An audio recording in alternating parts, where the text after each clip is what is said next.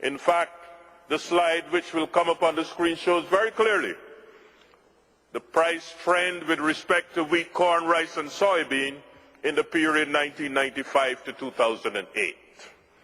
Given these developments, what does all this mean in a world where 800 million people are in poverty, and we have indicated 100 more may return to poverty?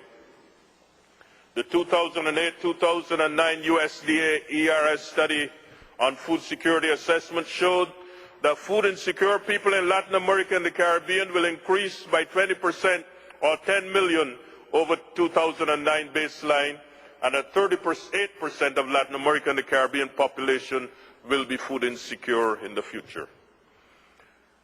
In order to avoid a deepening of this crisis, we believe that the time has come for agriculture, food production and food security to be given high priority in the development agendas of our countries.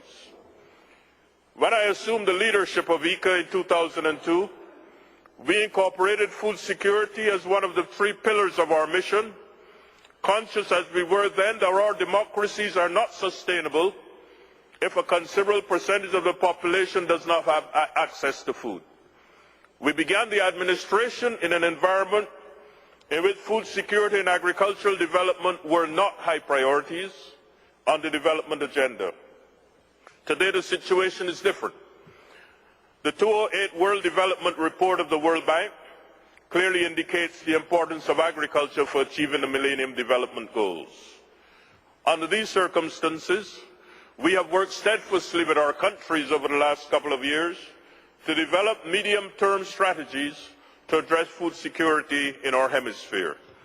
We developed a plan, a strategic plan called the 2003-2015 plan, which seeks and recognizes the multinational, multidimensional, multi-sectoral role of agriculture, which, if implemented, can make a significant contribution to development of our countries.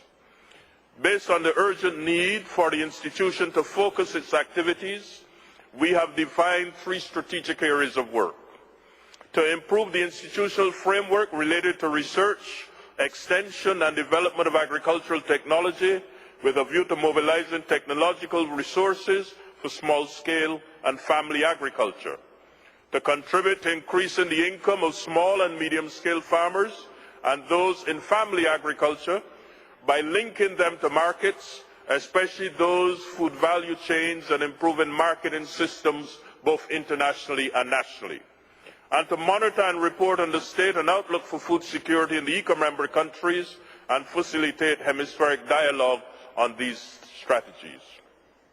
To date, comprehensive proposals have been prepared that include strategies, expected results and specific products, activities and budgets which we are discussing and developing with our countries and with strategic partners.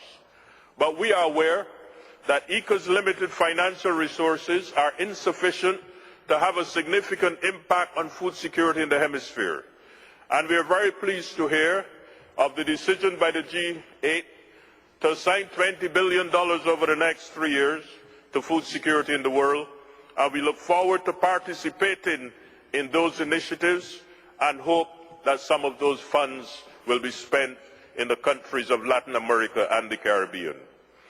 But we believe, Madam Chairperson, that in many of our countries, one of the limiting factors for progress in reducing food security is that the true contribution of agriculture to development is underestimated. Official statistics often measure primary agriculture, but we believe that the agricultural sector consists of 2 specific actions that are intimately joined together: a rural system, which is a system for production consisting of crops and livestock and primary production system, and the agri-food system, consisting of the processing, the marketing, the distribution, the consumption of processed products. We believe that the production of wine is not possible unless we have the production of grapes. And therefore we believe that the whole chain of actions related to this initiative, from the production of the soil for growing the grapes to the marketing of the wine is all part of an agri-food system and part of what we call the expanded agricultural sector. When looked at in this way, we have found that while national statistics often consider that agriculture in many countries is only 4% of the economy, that when we take this expanded sector into consideration, in many of our countries, agriculture is as much as 30% of the economy. Let us look at some of the work we've done in the last 4 years. Using the social accounting matrix, we have shown that when all the backward and forward linkages in the commodity chain are considered, the food and agricultural sector contributes 3 to 7 times more than is represented by national statistics. For example, in Argentina, official statistics indicate that agriculture contributes 4.6% to the economy. But when we analyze the backward and forward linkages, the input supplies, the processing, the management of finance, the packaging, the labeling, the storage, agriculture contributes 32.2% to the economy. And so it is in Brazil, from 4.3% to 26%. In Chile, from 5% to 32%. In Mexico, from 4.6% to 24%. And in Costa Rica, from 11.3% to 32%. We are doing similar studies for the entire countries of the hemisphere, and we have noted a similar trend in the Dominican Republic, in Belize, in Jamaica, and in Trinidad and Tobago. This slide shows the classical results of our work, where the yellow blocks indicate what is normally reported in national statistics, and the green bars indicate what our studies have shown using the social accounting matrices. We believe that this new approach to agriculture is one which we have to understand in order to appreciate the real contribution of agriculture to development. The importance to agriculture and rural life is also emphasized by recent findings by other international agencies. The World Bank, in a pioneering study called Beyond the City, the Rural Contribution to Development by Ferranti and et al., have shown very clearly that the rural sector contributes more than was originally perceived in the total picture of development, in which they have shown instead of 24% contribution by the rural sector to the economy, it is more like 42%. Underestimating the importance of agriculture and agricultural industries in economic development has had a negative impact on many of our policy initiatives in many of our countries.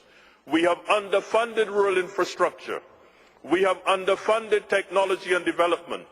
We have failed to recognize that agriculture can be an engine of growth. We have failed to recognize the contribution that agriculture makes to employment.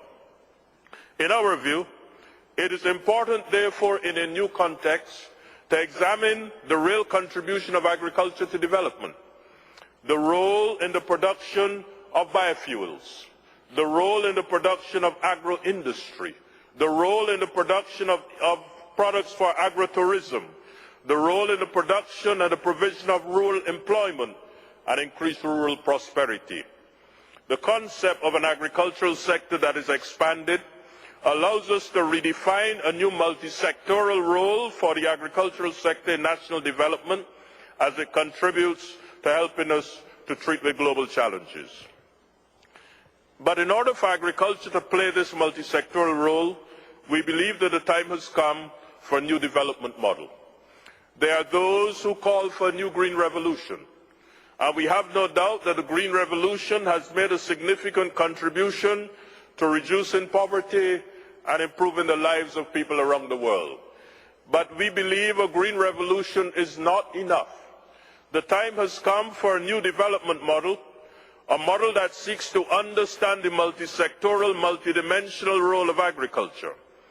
We believe that the time has come to recognize that the concentration that past and even current development models have an anti-rural bias, in which the recommended approach to modernizing the economy is based on the industrialization of urban areas.